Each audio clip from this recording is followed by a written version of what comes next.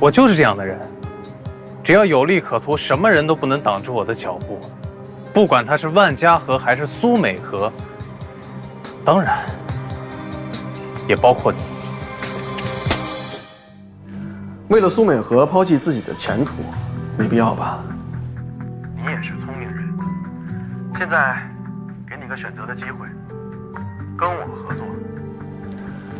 我这人从来不记仇。康总手段真是高明啊，给我挖了个坑让我跳下去，转头又摇身一变变成了个好人，还说要给我翻身的机会。这商场上啊，没有永远的敌人，只要你换了立场，自然能成为朋友。照片呢？康总找我到底想聊什么？我说过，只要你跟我合作，事后自然会给你，甚至还可以帮你搞定孙总。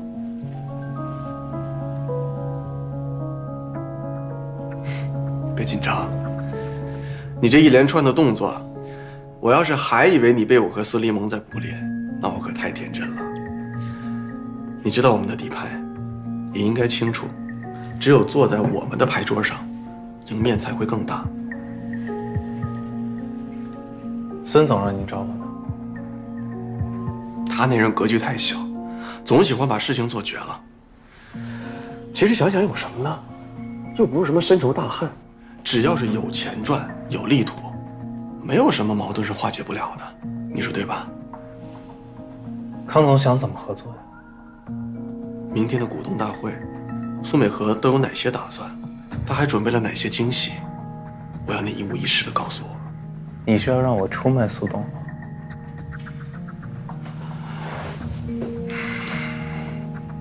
你只是来做事的，没必要赌上自己的前途。你现在可以选择，是溺死在冰川里，还是换一条航线，全在你一念之间。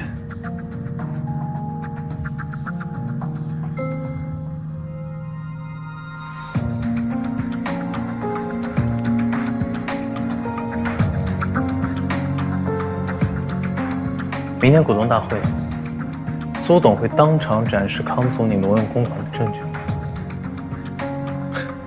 他不可能有这些东西。是没有。我打算制造些数据，证明他侵占公司财产。所以他决定铤而走险。想不到苏美河为了赢，连这种招数都用上了。我不是最看不上这种下三滥的手段吗？我需要具体数据。我尽快整理出来。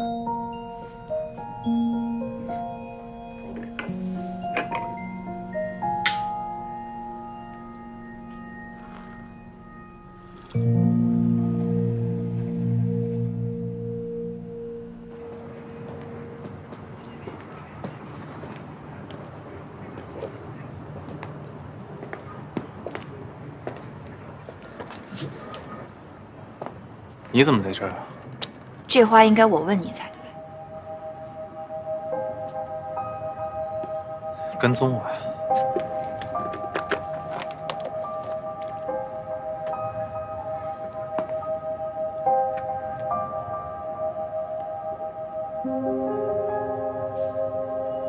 是我大意了。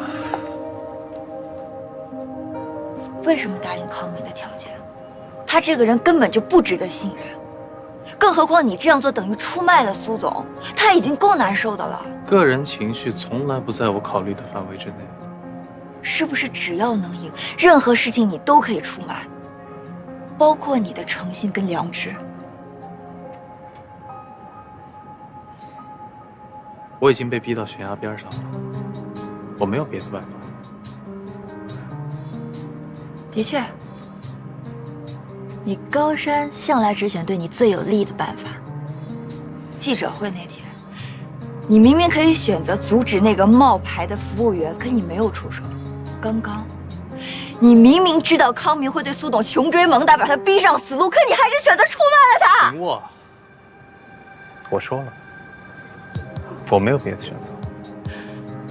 是不是在我不知道的时候，你也是这样，一次又一次的反复利用我？没错，我就是这样的人。只要有利可图，什么人都不能挡住我的脚步，不管他是万家河还是苏美河，当然也包括你。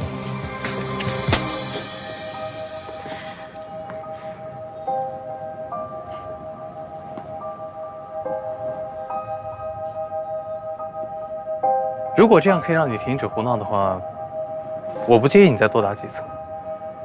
你太让我失望了。去哪儿？放手！我要去提醒苏董，你给我放开！放手！